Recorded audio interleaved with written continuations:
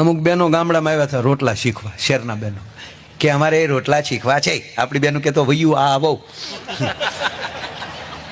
આપી કાથરોટ કે આમાં નાખો પાણી, નાખો મીઠું, નાખો લોટ, એને આવી રીતે મહળો, ગોળ પીંડો કરો. ગોળ પીંડો કર્યો પછી કીધું કે ટ્રેક્ટરના પૈડા જેવું કરો. તે બાવી પાસે ટ્રેક્ટર નહોતા જોયા, પાછા ગામમાં લાવ્યો આ ટ્રેક્ટર આ પૈડા.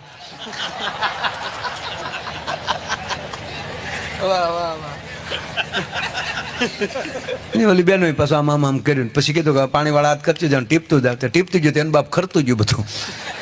ત્રણ ટ્રાય કરી પછી આપણી બહેનોએ કાથરોટ ખેંચી લીધી ને કીધું ધાબડી આ કરો. તાક પણ અમારે ટિફિન શીખવા હોય તો તાક ટિફિન શીખવા તમારે એકવાર મરવું પડે ને, અમારી માના કુખે તમારે જન્મ લેવો પડે સાહેબ. આ તાકાત છે. એ દીકરીને લાપસી બનાવતા આવડતું હોય, જે દીકરીને રોટલો બનાવતા આવડે. આ બે રસોઈ એવી છે કે ચોપડીમાં વાંચીને તમે ન બનાવી શકો. એ તો જેની માને આવડતું હોય ને એની દીકરીને આવડે.